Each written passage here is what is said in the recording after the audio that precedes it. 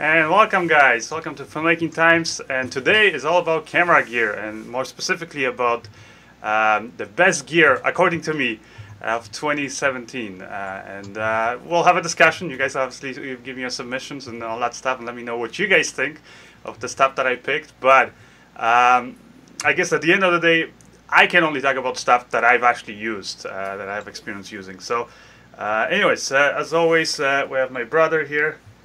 Hello everyone. Hi. And Lucas is going to be, what are you going to be doing today, Lucas? Moderating, and I'm still working, preparing a contact form. So because we got little, like a collaboration for you guys that to offer, and so yeah, we'll talk about it a bit later in the show. Okay, yeah. So we'll announce that way. I guess after we go through the list, right? Yeah. The equipment list that I think. All right.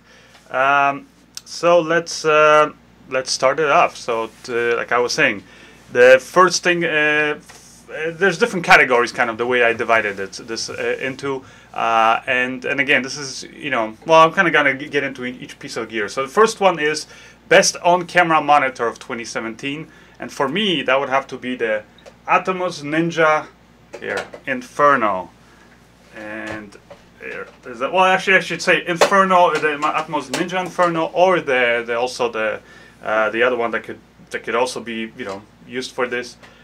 Could go in this category is the what you call it, the Shogun, right? Shogun is just a little bit more higher end because it has SDI connections. That's the main difference. But anyways, here it is. Here's the monitor. And kind of, I'll tell you guys, I guess, what I like about it and why I picked it as the best monitor.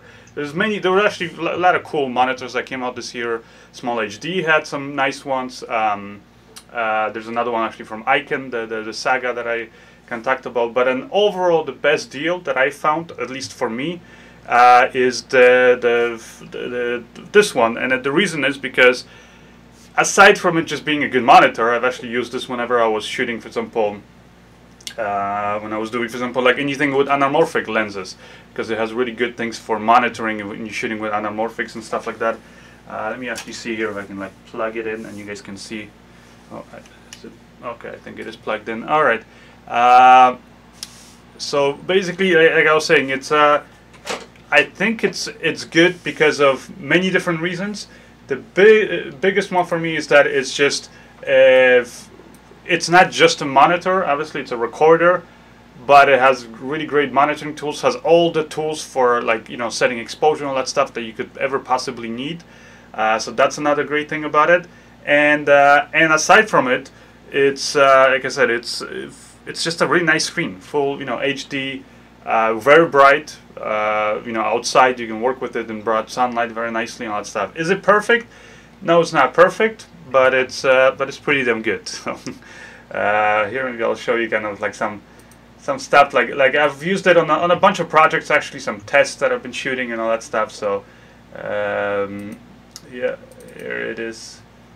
You guys can kind of see some behind the scenes there, and yeah, and I like I was saying, like, if I used it, for example, mainly with the Panasonic GH4 or GH5, you can see up here, and when I was shooting with like anamorphic lenses, because I find that this is really the best monitor out there that you can use for anamorphic lenses. So that's the reason why I, you know, why I was using this one. I guess some of the things I don't like about it, I can quickly tell you, is the size. It is a little bit, it's not heavy, but it's a little bit thick, on the thicker side. Also, it can get pretty loud with the fans, because like, when you're using it to record. If you're using it to monitor, then it's no problem. But if you're using it to record, it can get pretty hot.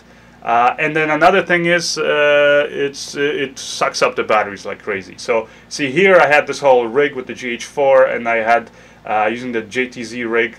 So I had basically V-mount batteries, so that would power the camera and the monitor. So then it was no problem. But if you're using the little Sony NPF batteries that you can put on the back of it, then you definitely will, you know, you definitely are gonna, I would say you're gonna need a lot of those batteries, because you can connect two of them, which is good, and they're hot swappable. But yeah, it's just I think it's just a nice monitor. So that's the reason why I picked this. So I said, you can use it as a monitor itself, but you can also use it as a recorder and all those other things. So I guess that's the main reason why I picked this one versus some of the other ones. Now, what's I would say, you know, some of the other substitutes, I would say, if you want like a good on-camera monitor, I think with professional features, then the Saga from Icon, I think that's a really good one. Or the if you want it for like a DSLR kind of camera, something that again is good outside in broad, you know, sunlight, then I would say the Small HD, the what is it, 502? I forget now the name of it, but it's the one that comes with a little mount and all that stuff, and it's meant for like little DSLM type of cameras. It's perfect for that, very bright, and you know, it's, yeah, I think it's like a good medium. Now it is a little bit more, I would say, well, actually no, it's not pricey, but it's just when you consider that it's not as bright, or you know, it doesn't have some of the features as this one, you're paying close to it. All right, what's the next thing we have on our list? We have the best gimbal of 2017, and this one I was thinking about a lot because there's been, you know, well, there's a lot of gimbals on the market, some that came out this year. I've actually been like testing out, you know, I did a bunch of videos already with different gimbals from Fossicam, Xenon Crane, Feiyutech, was it Nebula? I've been testing that one lately. Like all kinds of different gimbals, and also the bigger gimbals, and I would say from the bigger gimbals, if you need something for like a big camera, the DJI Ronin 2, it's freaking pricey, but it really is, I think, one of the better ones for big camera setups. But again, for most of us, I don't think we'll be using that. So for anything kind of smaller, like, you know, most people are probably shooting with DSLM type of cameras, then here it is. This is the Moza Air. That's my pick for the best gimbal, because I find it that Moza Air, even though it's this pistol style gimbal, you actually get the dual handles in here, so you can operate it that way. Yeah, if you get the remote for it, then it's amazing. It has the whole mimic motion like the movie systems have, for example. You have a lot of cool features. Time lapse, the app for this is really great, and it can handle actually quite a bit of weight, even though it's so, you know, it seems like it's only for these small little DSLM type of cameras. It can actually handle quite a bit of weight, and that's kind of what I like about it. Now, I guess with me, the biggest setup that I used was the Sony A7R3 with like the bigger lens. I forget now what that lens is, but it was kind of I don't know if it was pushing it to max weight wise, but it was definitely up there. But it was because the lens is so big, I had to kind of push it all back and kind of mounted it barely up here, but it did fit. I had full articulation. Whereas with no other gimbal of this size, basically of like a pistol style gimbal, was I able to do that. So that's the reason why I think this gimbal is good. But above all, I'll tell you, it's reliable. That's the number one thing. Is well, let's see. I haven't even been charging the batteries. I don't know if this thing is gonna work, but see there, it works. This gimbal just, I don't know, it's just, the batteries last forever, it seems like it. It's reliable, it's like I said, it's just, it has a lot of cool features, and it always works, you know, and even if I, for example, you know, like let's say start it up and something is off a little bit with the horizon, you just start up the phone app, and boom, you can very quickly level the horizon, recalibrate it for different weight cameras and stuff. It takes seconds. And so I would say reliability is the biggest thing at the end of the day. You know, I've tried some of the other ones, like the Xenon Crane. I think V2 is the one that I would say comes the closest to this one. I haven't tried the Xenon Crane 2, which is the later one for kind of bigger cameras too. I haven't tried that one, but the V2 is, I would say, comes very close to this. But still, at the end of the day, reliability, functionality, and all that stuff, Moza Air. So let me know what you guys think. What's your favorite gimbal of 2017? And while we're doing that, also let me know where you guys are joining us from. So, you know, where are you watching the show from? What time is it over there and all that stuff? Do you want to right now get into maybe the idea, the collaboration we want to do? Yeah, we can, yeah, if you want. Okay, so basically one of our regular viewers, Kevin Carr from Car Galaxy Studios, he had this really cool idea. So we will go ahead with it. So basically the idea is to we're just asking you to make like a short video clip, right, of basically where you show us where you are from, and basically want to put together all these clips and make like a cool video. We call it the Filmmaking Times Around the World video. And so basically, because I see a lot of, I see you regularly. Well, yeah, we recognize the usernames, right? Yeah, the username. But it's nice to put actually not just have a username, actually the name, but even better to have a face. You know? So I feel like, since I see a lot of, there are some friendships that that have formed on the show. I see when you guys, it's really cool to see you guys when you guys are chatting between each other. But I thought, I thought Kevin thought, and we thought, yeah, we agreed that it would be a cool idea to do a video like that. So basically, like, do you know how long the clips should be that people should submit? I would say it could be as short as like literally just a few seconds. Just like, hey guys, I'm here, whatever. But the cool thing I would enjoy is that if you show us like sort of, I guess, where you're working. It doesn't necessarily have to be like your studio or something, because I would actually want to see, since we have a global community, people from around the world. So if you like just go out on the street, or you have a view from your office or somewhere where we can see where you are, so we can see all the different places that people come from, then that would be really cool. Yeah, those, like, if there's possibility to like move on, there's one quick shot, to kind of give a sense of where you're from, that would be really cool. I guess the idea is like, if you guys can be creative with it, that's really good. Like, I imagine, somebody in Sydney for the opera or something like that, maybe it's not an original idea, but say, hi, this is Peter from Sydney, something like that, right? Or whatever you guys want to come up with. But if you can mention your name, that's great. If you don't have to say anything, you can, whatever, but yeah, cool, like kind of a sense of who you are, right? As a filmmaker, you can say it in your own language, because I know we have people in different languages. Say something in your own language, and if you can, just like put some subtitles in English or something, so we know. But even if without subtitles, just literally say like hello in your language, and say, I'm a filmmaker or whatever I do, whatever it is that you do. Yeah, so we have a submission form now, Tom. You'll have to go on your laptop, but if you go to our website and go to the contact menu there. Mm-hmm. Okay, hold on. If you go, let's jump in there and let's show people here. So at the bottom of that contact menu is the Around the World videos. If you can click on that. So go contact. So basically go to tomantosfilms.com. Go to contact. Yeah. We're going to put the links also in the chat on both on Facebook and YouTube. But if you can also show. And then where on the bottom you're saying what? So the last. So here, in the drop-down menu on the contact, right? Yeah. You just added that, right?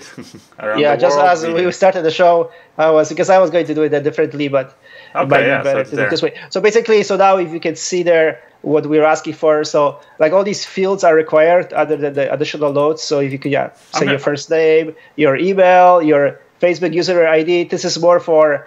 We might include it in the video, like a caption, I'm not sure, but it's more so for when we see you guys on Sunday, we know, oh, this is the person, right? Your city, country, and then download link. And download link, I guess you can put the file up anywhere you want. Let's not make it 4K, like 1080p is okay, right? Yeah. Enough, I think now.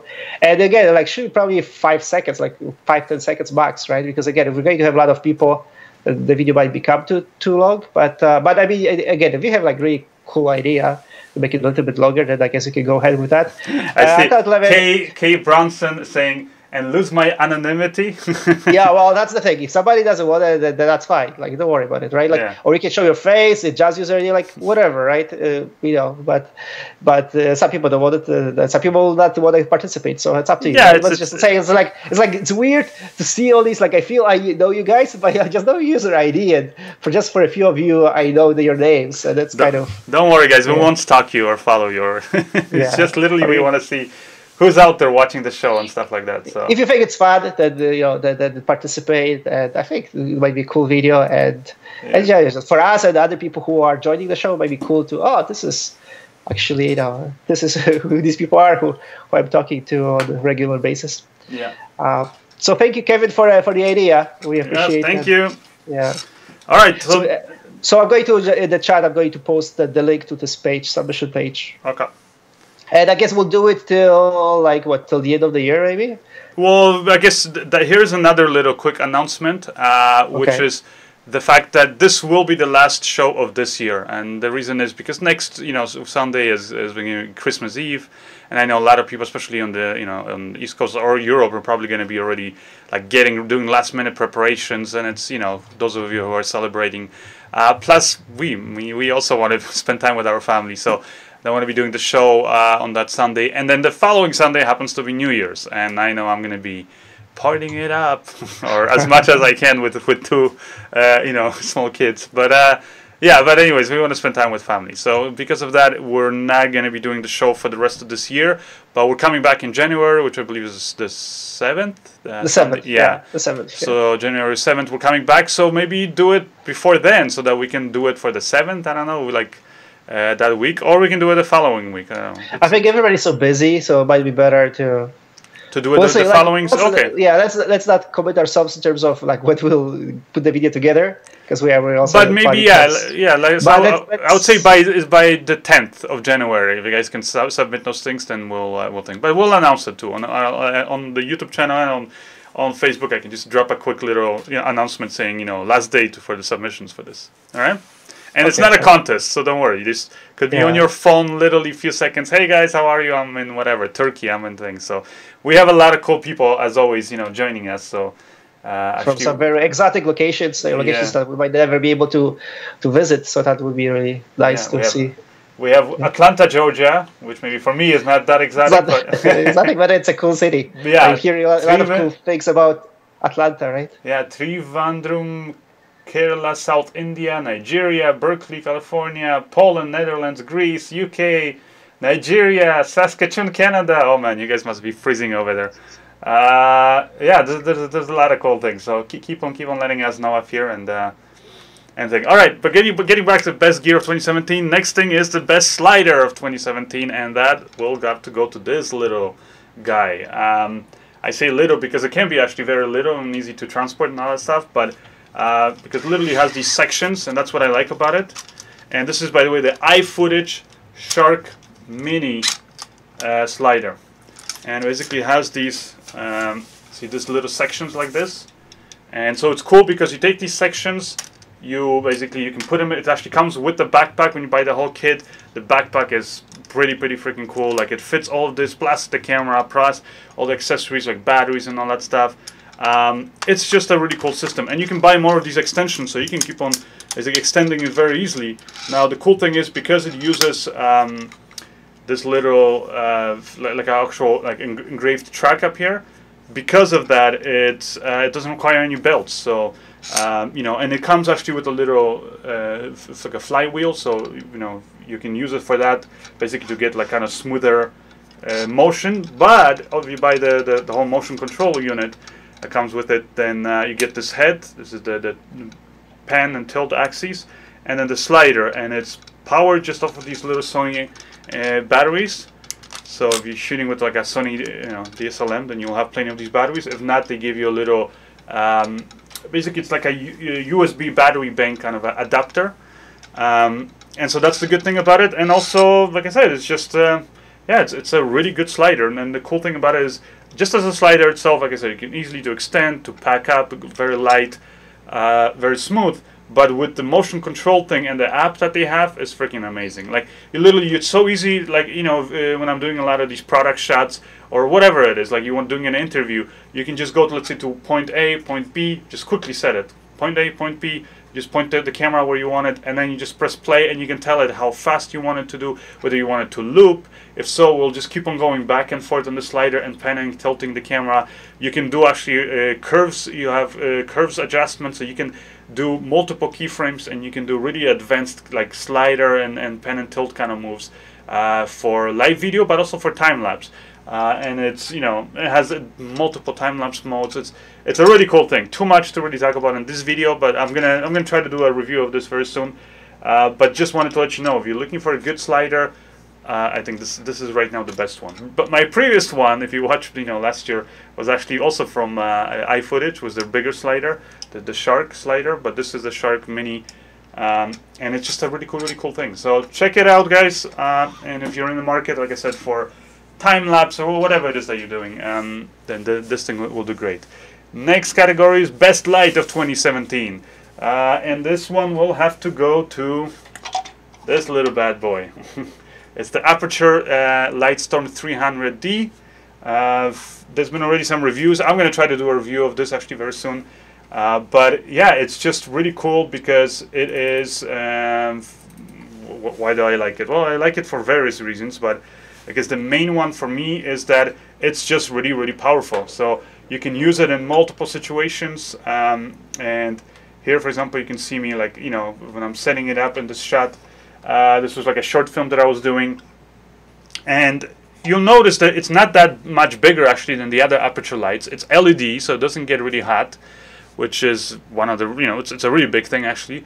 When you're working, especially on these indie sets and things like that, when you're not working on, you know, like a proper kind of a built set, but you're working on actual locations where you have to rely on also on just regular outlets to power your lights, then, you know, you don't want to hook up generators and things like that, or blow somebody's fuses, then this thing will work on a, you know, on a regular outlet. You will not only that, but you can hook up both of these on one outlet. You can also power this also for V-mount batteries, so it comes with a V-mount, and I think they have Anton Bauer actually plate option, but it takes 2 V-mount batteries, and you can be on location powering it for a few hours. And at the end of the day, like I said, this thing is powerful. So like I'm using it up here with the light dome, the big diffusion, and in here, if you can believe it, I had it at the lowest setting, which is 10%. And even at this lowest setting, because I just literally, in this instance, for example, I just needed like a small little fill light so that I kind of wanted the shot to feel natural, and we're shooting up against this giant window. And we had all this, you know, it was overcast day, but we had, you know, a lot of light coming in through that window. So I wanted to be able to see the exposure out the window. And so I was basically setting my camera exposure to the light outside. And at the same time, I wanted to see my actors inside, you know, inside the actual location. And as you notice here, with this light being at just 10%, look how, you know, and it was quite a, you know, distance from them, around, I would say 15 feet from them, 10-15 feet, and you can see it provides this nice natural fill. And when I was doing tests, like, I mean, just putting it up to like 25%, it was so much light that it could have easily overpowered the window light. So very cool. It's also really good when you're shooting it, you know, using it with, like I said, outside, and because it has the because it has the you know, you can power it using the V-mount batteries and things like that, or even like any kind of a small little battery bank, because it's, again, doesn't draw that much power. That's the cool thing about this light. Here I'm using it with the Aputure Space Light. That was also really cool because with the Aputure Space Light, you know, I can blast that thing and I just put it in the corner, and it just filled this whole room with this nice kind of an ambient light. So you can use it for that, and that's when, especially when you're using space lights and kind of you want a lot of this ambient light just bouncing around the room, you need a light that's powerful. And again, this little sucker, or maybe I shouldn't say little because it's not. Well, like I said, it's a little bit bigger than thing, but it's definitely not, when you compare the output of this to like the what is it, Jokers, or like even like literally you can compare it with like HMI Pars. This thing is tiny when you compare it to those lights. So 300D is the best light, I would say, of 2017. I know some people had some problems with some green shift and stuff. Last I heard from Aputure, they're working on it, or maybe they have already fixed it. But either way, for me, I didn't have any problems, and yeah, that's why it's the best light. Best drone of 2017. There's been quite a few, again, new drones, and actually some other companies. But for me, I would say, you know, like for example, the Spark, or you know, there's some other companies too that produce some other drones. But a lot of these, I don't know, those little things for me that were either they were too, like, I think Spark is good for just for vacation kind of use, but not for profession, not for filmmakers. What I do think is the best drone, it technically came out in November of 2016, but wasn't really available till this year. I know a lot of people kind of were waiting for it. Even right now, if you wanted to order it, I think it's like on most places online, at least it's they're back ordered, so you probably won't get it right away. But it's the successor to this drone. This one has been serving me really well. I think it's like a perfect kind of a middle ground, and it's the DJI Phantom 4. And the new one is the DJI Phantom 4 Pro Plus. I would say get the Plus version, because the Plus version is gonna have what does it have? It has a bigger camera than this drone.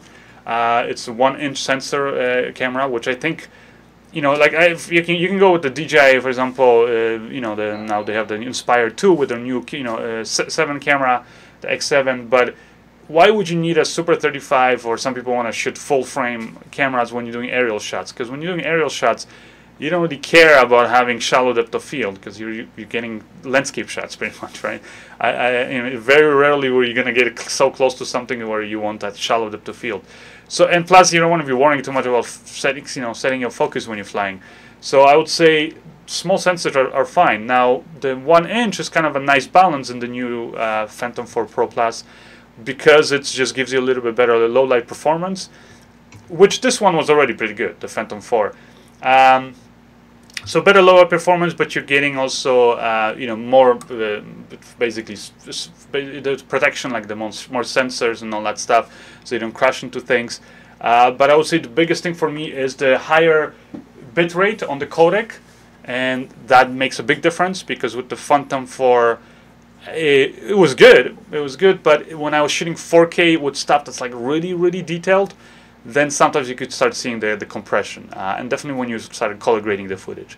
Whereas you know, when I had a chance to try the Phantom 4 Plus, it was pretty like a big improvement when you look at the thing. It's still not raw, but I would say if you're shooting, you know, with anything like if you're shooting with a DSLR, DSLM type of cameras, then this is the kind of drone you want. Forget about Inspire, or forget about taking like a Red Epic or something, you know, up in the air, because you don't need that. It's gonna match perfectly any kind of DSLM type of camera, and it's gonna just look beautiful. Now, if you want to go for the raw quality, all that stuff, then yes, you're gonna have to go into a completely other, I would say, scale of drones. But otherwise, yeah, I think that's the best drone. And for me, the killer feature on it is that the Plus version only comes with the 1080p display that's 1000 nits. And again, when I tested that thing out, it's just such a pleasure to working with it. Because the one thing I hated about all the other drones from DJI or any other companies up until now was that you had to use your smart, you know, like smartphone or, you know, tablets or things like that. And first of all, connecting it, or sometimes trying to get the cable and things like that. That was a hassle, but also at the end of the day, they were like usually, you know, batteries would die on those things, you know, like, you know, in the middle of using a phone, and then I have to use it, you know, as my monitor, and then it drains the battery and all that stuff. So it was always like this hassle. Plus, it just wasn't very good in like outside in sunlight. So the new one, the DJI Phantom 4 Plus, is, I think, really cool with that display. So that's the best drone. Best lens of 2017 goes to. There's been quite a few lenses, but I'm talking about strictly about like video filmmakers. And I was thinking about this one also very hard, and I think this is the lens. This is from Blackmagic, and they have a whole kit. I actually have their whole kit. These are anamorphic lenses, but this is the 50, and I found that the 50 is just the best lens from like the ones that I've tried. And honestly, I don't know. It's just something about it that I like. I like the look, and it's for the first time. You know, right now it's actually on sale. It's like 2,500 for one of these lenses, and it's the first time you can get real anamorphic lenses where, you know, you have normal aperture here, and it's f2.8, so it's pretty fast, and then you have normal just here focus ring. You don't have nothing else to worry about. You don't have back focus. You don't have any of these things you got to worry about when you're using adapters. So yeah, so that's the kind of the really cool thing about these lenses. And yeah, actually, I've used it. I've done a bunch of tests with it, but I've also used it on which one was it? Like a short film I shot recently, and here it is. Actually, you guys can see it. This is where I'm using the 50, and as you can see, definitely it's gonna make your camera look bigger, and that's where also you probably want to use like something like the Atomos recorder or monitor, where you can properly de-squeeze the image and all that stuff. And here I was using it with the GH4, but I've shot it with it on the GH5, and I'm going to be doing a review of this lens, and actually all the other lenses, because they have the 70 also millimeter and the 35. They're all great. Just for me, I found I was using the 50 mil the most, and yeah, it's just a really nice lens. It gives you kind of a cool look for the kind of shots that you know, like just gives you that anamorphic look. And even if you're not, you know, like some people obviously want it just for the lens flares and all that stuff, but even if you're not going for just this very typical strong lens flares, you can still get shots like these here. You can see this is again, this is for that short film that I was shooting, and it's nice. It's for the first time, like I said, an affordable anamorphic lens. Still not cheap, but it's affordable when you compare it to what an average anamorphic lens costs. And it will give you those kind of natural anamorphic, you know, kind of distortion, the lens flare, all of that stuff that you could possibly want. So I think it's again, if you're one of those, you know, filmmakers who's been always wanting to get into anamorphic or been using adapters or things like that, I think this is the way to go. And as you can see up here, like even though it's on micro, you know, 4/3 image sensor, so you're not going to get as shallow depth of field as you would get on a basically super 35mm camera. You're still, you know, using anamorphic lenses. You're still getting shallower depth of field because anamorphics basically gets a wider depth of field of view on when it comes to horizontally, right? Because it tries to capture more horizontally. So because of that, you're getting wider the field of view. So it means you can come in closer, and then because of that, because you're closer to your subject focusing, you can get that shallower depth of field. And as you can see up here, even like in these kind of medium close-up shots, you can definitely get that. You can get that lens flare there in the corner, which in this case we got it on purpose because it was kind of, well, she plays a robot in this film. So we wanted this kind of a little bit of the sci-fi kind of feel and this kind of weird thing about her. You can see like those blue eye contacts she has. So that's the kind of look that we went for. But yeah, very, very cool lenses. Really nothing, well, is there anything bad I can say? I don't know. I don't think so. It's a good lens, like I said. So the SLR Magic, they actually have some other cool lenses for like filmmaking lenses that are just spherical, which I haven't tried it, but I've seen some other people out there trying, and I kind of played around with it when I was at NAV this year. So I'm kind of hoping to get my hands on it. So that's the best lens. Now, what is the best camera? Well, I kind of broke it down because there's too many best cameras.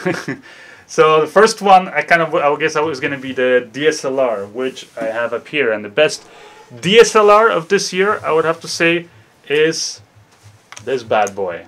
Can you see quickly? I don't know. I'm going to turn it around. Can you guys guess what this camera is? Here it is. It's the Nikon D850. And I've had it. Actually, Nikon sent this to me as a loaner just to kind of try it out. And to be honest, I wasn't really interested in it. I'm not a big Nikon guy. I used to be back in the day for still photography, like when it was actually just regular SLR. But otherwise, I'm not a big, like, I haven't been shooting video on Nikons. So this, by the way, it's a great stills camera. It is. It's a really good stills camera. It's just solidly built and all that stuff, like all Nikon always has. But when it comes to video, I'll tell you, I wasn't really expecting much because video on Nikon's been really kind of dragging their feet behind, but I think they finally kind of caught up and maybe even surpassed, I think, the Canon when it comes to when it comes to you know, anamorphic. I mean, when it comes to DSLR cameras, because this little guy is, I think, what the Canon 5D in a way, the Canon 5D Mark IV, I think, should have been. It has 4K 30 frames per second. Now it doesn't have any like crazy wow specs, but it has, you know, 1080p, nice 1080p full frame at 120 frames per second, so that's really nice. And it's, you know, doesn't have some, you know, great audio tools or anything. I mean, it has your standard headphone and microphone jack and all that stuff. But I think where it's good is it's a great stills camera, and for video, just the color. If you like the color, the color science of Nikon, you get that in their 4K video. The 4K looks beautiful, nice and sharp. There's no like artifacts with the compression. So it's definitely capable of that. Nice dynamic range. And then also just, you know, nice slow motion. The slow motion actually looks good, compression wise and everything. So it's a nice solid camera. At the end of the day though, it is a SLR or DSLR. So because of that, you're not going to get the live EVF. That's one thing. And it's just bigger, right? Bigger, a little bit heavier. So that's one thing to consider. But other than that, yeah, if you're looking for a DSLR, I think best DSLR will be this guy up here. What's you know, the next category? It's going to be the best mirrorless camera. And what is the best mirrorless camera? According to me, and this is going to be funny, or might be funny to some of you, I was laughing my head off. I was kind of having fun. I did this video earlier this week where it was the review of, what was it called? Something like why you don't buy the Sony A7R III before anything. you watch this video, and that's because I kind of did a spoof review of this camera, and this is actually still, I'm gonna say, the best mirrorless camera I think of this year. Now there's a second close, and I'll get into that in a minute. But what I mean by that is that had Sony released the update to the A7S, for example, A7S 3, and I'm hoping they're gonna release it next year. They haven't told me anything. They just literally sent me this camera for review, and I'm kind of testing it out. And to be honest, I didn't even want this camera. Like, honestly, I wasn't looking to get it, because normally if I'm really interested in the camera, I'll find my way to get my hands on it. I'll usually contact somebody who has the camera and ask them to let me their camera. But I wasn't really looking to test this out. I wasn't like impressed. I guess just on paper, I wasn't really looking. Didn't look that much impressive in terms of video. Photo, yes, it's gotten quite a big of an improvement. Video, I'll still tell you that when it comes to video, this camera is very similar, almost identical when it comes to when you're comparing it to the previous version, the A7R II. What I think at the end of the day, what sold me about it is that it is like A7R II, but it still has many improvements, in terms of ergonomics, bigger battery life, nicer screen. The screen is also brighter, and when you're recording 4K, it doesn't dim. All that's the cool stuff. But the biggest thing I think is also the autofocus actually has been improved, and it's just overall now. I think if you own, I'm gonna say this still. When I did my original video, was it like last week when I was for the live show actually when I was talking about this. If you own the A7R II, should you upgrade to this?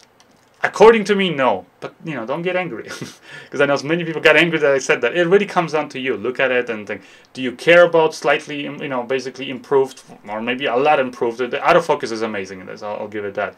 The autofocus, or having the better buttons, bigger battery. If you really care about that, then go ahead, upgrade it. For me, I'm kind of more cautious with my money, so no, I probably wouldn't upgrade it just for those functions.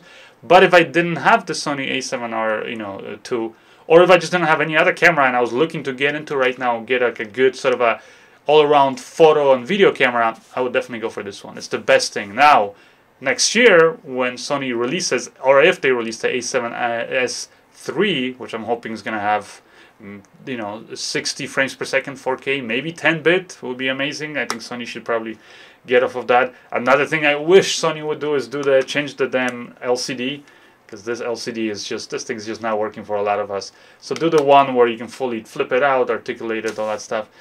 If they can make those improvements, I myself, I think I'm gonna, jump on the bandwagon and probably get the A7S III. But for now, I'm not gonna buy this camera. I have already way two cameras, and like I said, this was just sent to me to test out by Sony.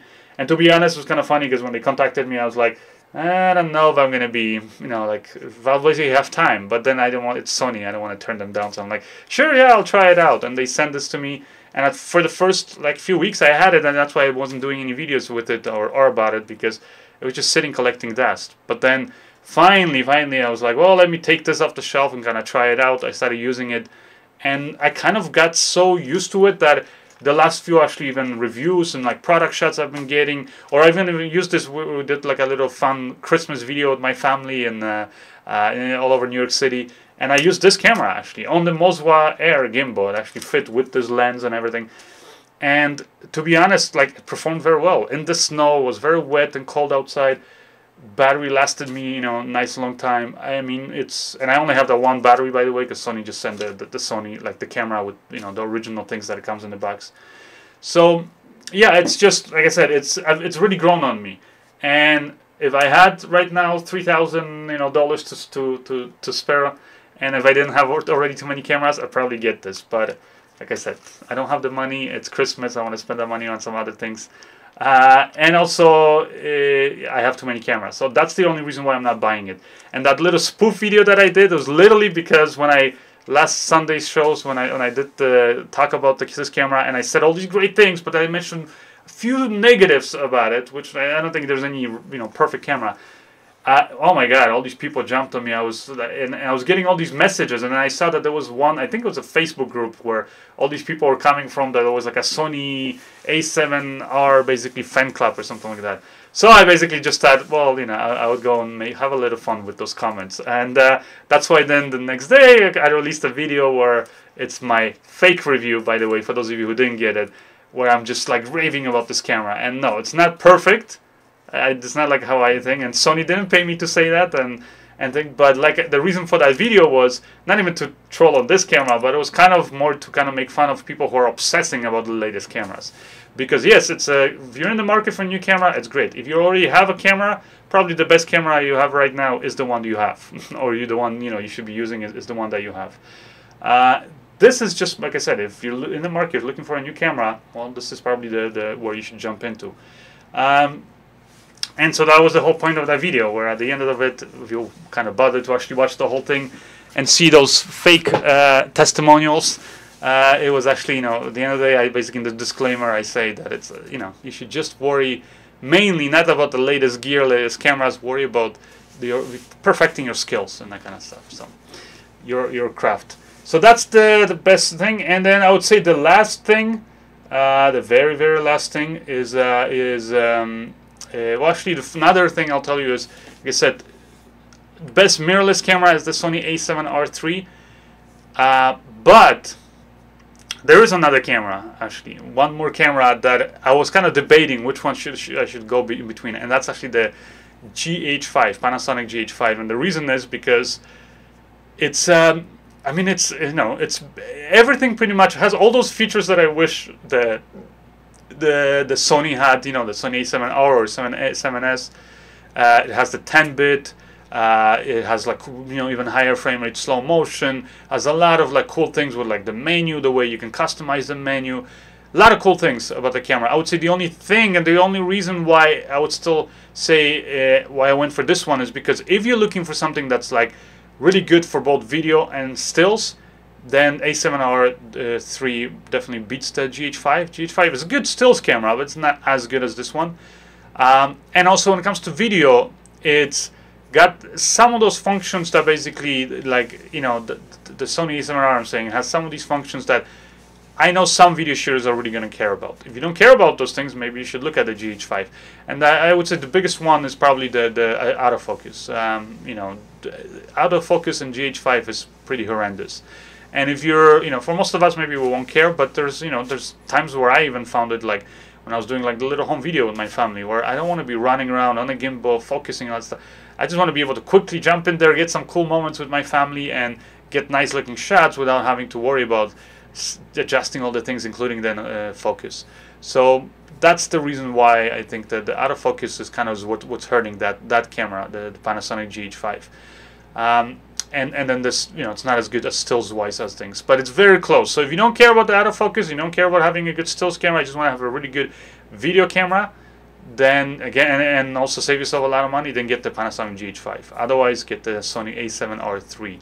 But if you already have a camera, just stick to the camera that you have and make the best that you can do.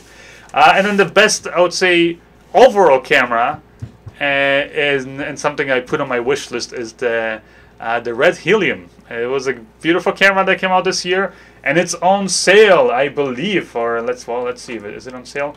Up here on B&H. So if some of you are interested, you could definitely jump into that. What does it cost right now? Only $29,955, and that's for the body only. So once you actually get the the battery module, the card, all those things, so basically once you actually get this all the things you need, easily this thing's going to cost you $50,000. So just just a little warning there. But again, for some of you, I know you probably don't care. It's just another year, another camera, right? So why not? But yeah, so that's the thing about this camera, is that it's the best camera is not always, I would say, best all-around cinema camera is not always the best camera, because spend $30,000 on just the body itself of the Red Helium, and it's beautiful. I'm not gonna say it's 8K, amazing, dynamic range and all that stuff, cool, really good slow motion. It's a great camera, but for example, it's not a good camera for everybody. If you're doing television stuff like ENG, forget about using that, because the audio functionality in it is horrendous. The battery life is horrendous, all that stuff. Ergonomically, it's not a good camera. If you also want something that's small, light, portable, that you can do really good photos with and video, and all that stuff. Again, it's not for you. You want to fly it on a gimbal, again, it's not for you, because you know, the red, like big production cameras, you know, require big support gear, big tripods, big gimbals. So that's the reason why. But anyway, so that's it. So that's my list of the best gear. Hopefully you guys agreed on some of those things. If you didn't, don't get angry. It's not, you know, this is just my picks based on what I also used. I cannot talk about gear because there's been some other interesting gear out there that I just didn't have a chance to use. So that's the reason why I'm talking about this stuff. And anyway, so that's how it is. Now let's get into submissions very quickly. And the first submission here is from Brahim Kalam. Is it? I hope I'm pronouncing it okay. And it's for it's like a little short film, and he was a director of photography, producer, colorist. Basically, he did everything. And when it shoot a short action scene where basically just he rounded up his friends and did a little choreography, and there was no script, no storyboard. So he kind of just wanted to test it out, and he was using Filmstro to do the music. Actually, Filmstro, I'm going to be doing a little video about it because I've used it for my last film, which, by the way, I'm releasing my film. I know I was supposed to release it last week, but I had some minor delays and problems, but I'm going to release it. So probably for Christmas Day, or Christmas Eve, actually, on 24th, so next Sunday, or Christmas Day on 25th. So, like I said, there'll be no live show, but my film is going to be coming out, so hopefully you guys will have time to watch it over the holidays. And then along with it, I'm releasing a whole bunch of really cool tutorials, how I shot it and all that stuff. So check that out. And it's, like I said, and I actually used Filmstro in it. So here is the film. So let's check it out here. Okay. I changed the settings here because it looked really horrible quality. And anyways, here it is.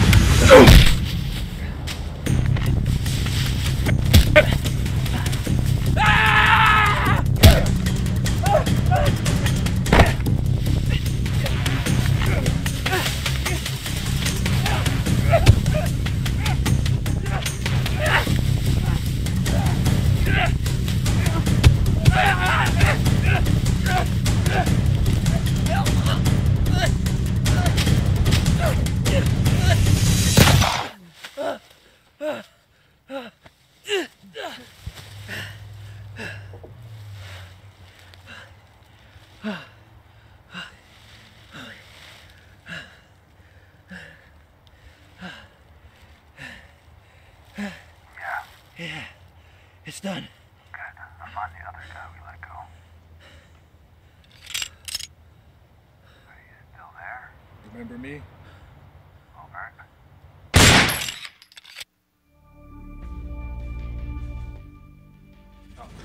Nicely done, I gotta say. So, good job. It's again, it's considering especially that you did it in, like, you know, not prepared, no storyboard, nothing like that. I think it's a very well done little kind of a test film, and that's actually what I would encourage you guys to do. Is the best way to learn is, like I said, don't stress about the gear, the latest cameras, all that stuff, unless you definitely need something. You don't have anything, but if you have something, go out there with whatever camera you have and, you know, just shoot little tests like these. And they don't have to be all full complicated stories or things like that. Just I think sometimes, especially when it comes to film language, the best way is to just shoot, edit, repeat. You know, learn any mistakes and just do a lot of these little tests. So, Brahim, congratulations. I think I liked actually the location, the fact that it was just a forest, but the kind of little hill, how the trees looked, and then the time of the day you went, they provided a nice kind of a, you know, low light with the long shadows. So I really like that, kind of added to the look, and a decent color grading. So congrats. Next submission we have is from Andreas Lechner here, and it is well, what is it? Let me see here before I play it quickly. He was the director, photography, editor, colorist, and this was done for a film festival. And what is there? There was no budget, he says, just friends basically of his, and that kind of helped out with this, and that's pretty much it. So he just wanted to show off his work, I guess. So let's take a look at it.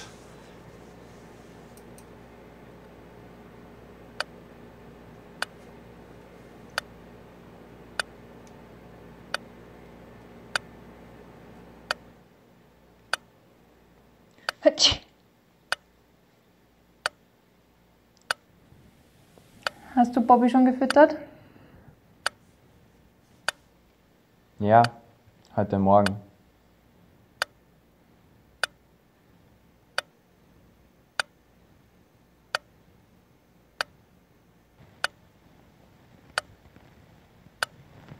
Ich habe mir eine neue Uhr gekauft. Schick.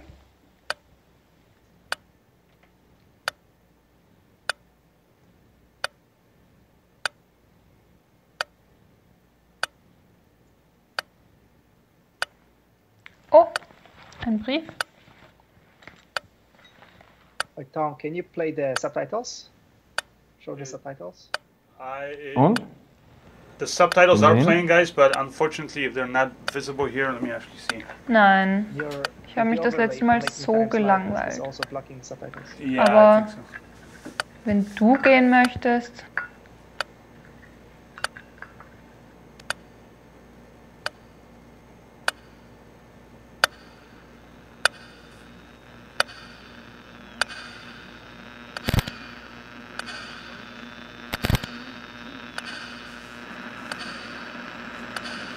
Nein, natürlich gehe ich nicht ohne dich.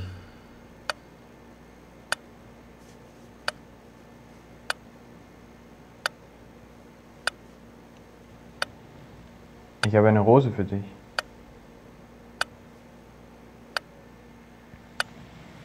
Die riecht gut.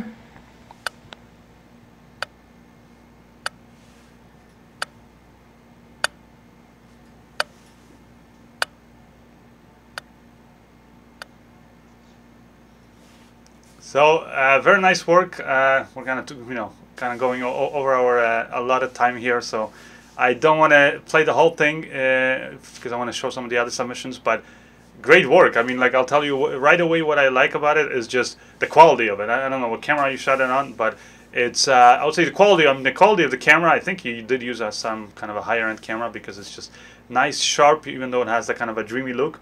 But also, what I personally really like about it is that you actually took the time, even though there was no budget, to do production design. And you have one location, but you kind of dressed it up, created this kind of a weird, dreamy kind of world with the lighting, with the props, everything that you did. So really, really nice looking. And it's just, again, it's if you guys are interested. And sorry about the subtitles. My brother was saying we're being blocked. I have too many screens up here in the studio, and I didn't realize that. We had the little overlay, but check it out. The link is in the description of this video, so you guys can check out all the submissions that we're showing here today.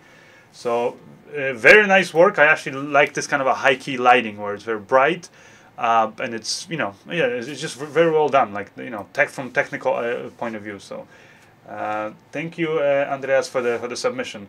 Next submission here we have is from Garcia McDonald or McDonald Garcia. Oh, I believe he submitted something. Last week, yeah. You played the trailer for his I think it was like a, it wasn't actually a trailer. He didn't make a feature film, but it was like this fake trailer of a scary movie. So this one, good. This one. Well, let's watch it quickly. Let's see what this is. And yeah, here's Garcia's work.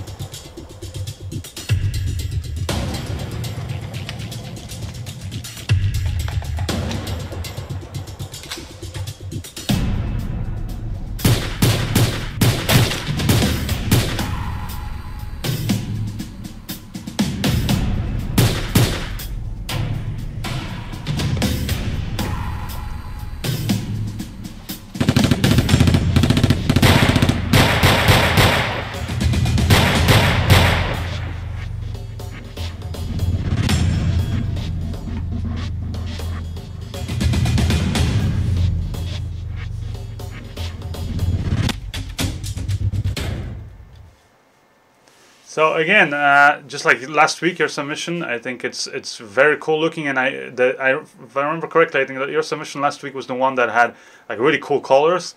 I gotta say the same thing about this one. It's really beautifully color graded, so good job on that. And I think overall, like your cinematography, the kind of location you pick, all that stuff is really cool. Like you know, really cool short films. I encourage you guys to watch the whole thing. I would say the next thing, if you want to do, maybe just kind of step it up, is the sound, the digital effects, like the gun thing, you know, wasn't all the way there. It was decent, but it wasn't all the way there. It kind of looked a little cheap sometimes. And some of the acting, not everybody in here, but I think actually the main girl is decent too. But some of the guys, like the one guy who kind of kept on getting shot, was not the most realistic dying acting I've ever seen. So that's the only thing I would say when it comes to in terms of improvement. But otherwise, yeah, very very cool looking work, and you definitely have your handle down when it comes to, you know, cinematography, color grading, and editing. So congratulations. Next submission here we have is from Jeffrey. And it's Jeffrey Smee, and he was a director photography, editor, colorist, and it's a trailer for a web series. So let's check it out up here, and here it is.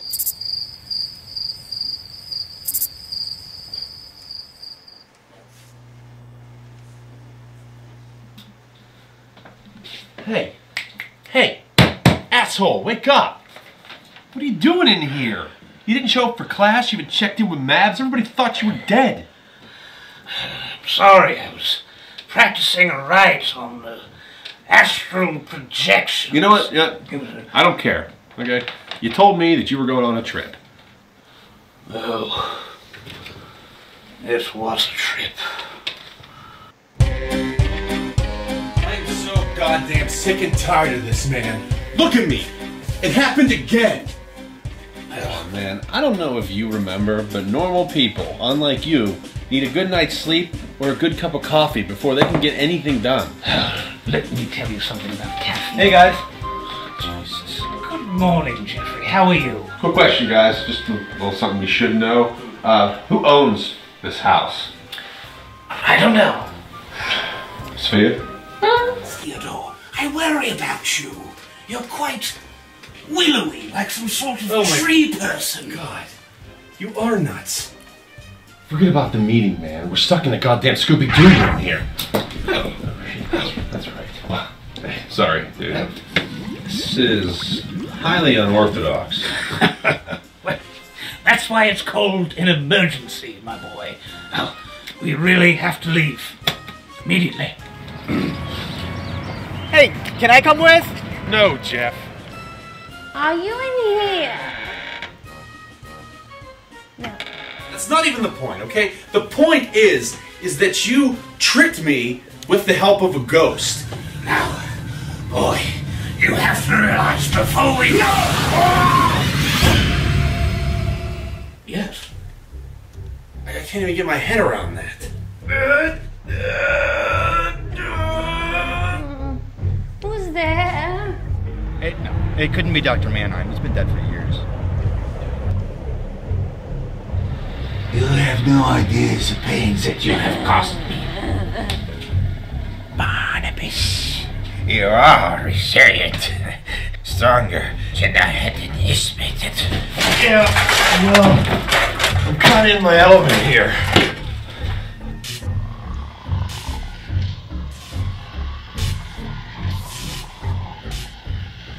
Oh, Archie. I do hope that you find what you're looking for, old friend.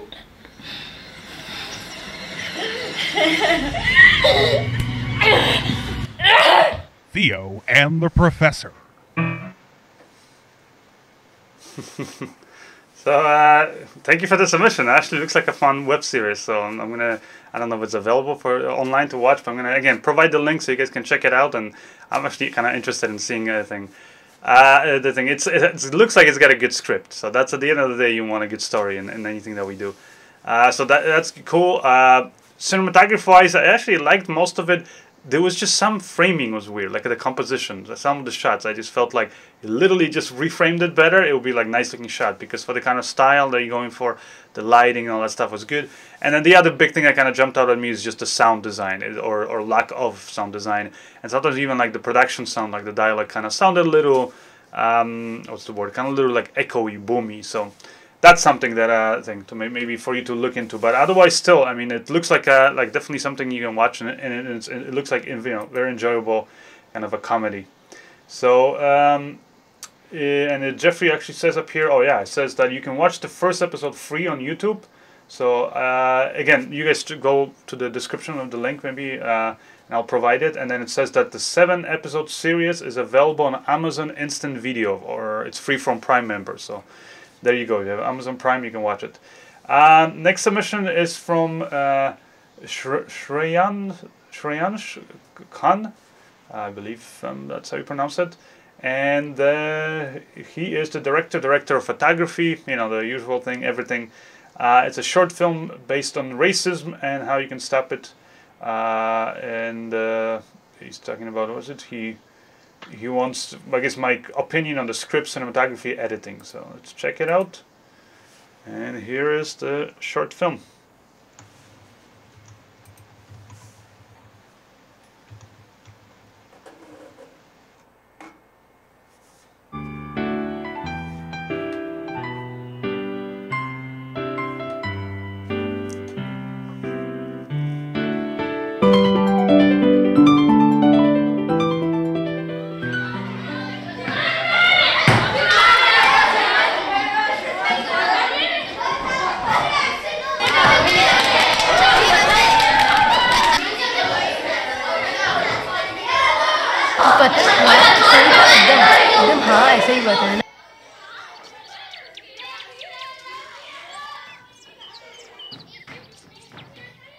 Saloni, don't mind, but क्या तुम fairness cream नहीं लगाती?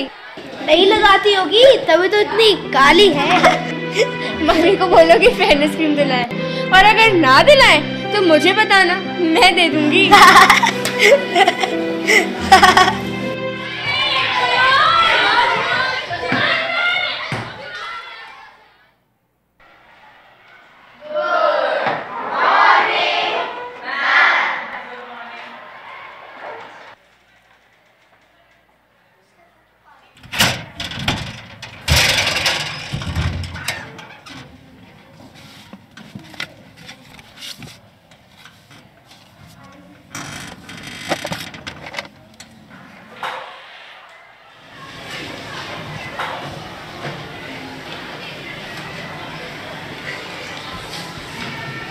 Anshi and Hariji, can you just come here?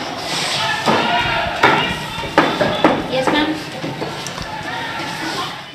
Anshi, you take this white paper, and Hariji, you take this black paper and distribute equally, alternatively to every child. Okay, ma'am. Thank you.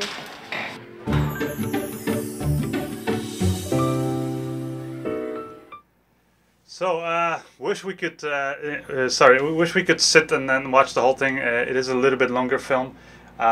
So, unfortunately, I'm going to provide again the link for all of these, so you guys can check it out. Looks interesting. The cinematography was good. It kind of seems more like a documentary kind of thing, so it was on point.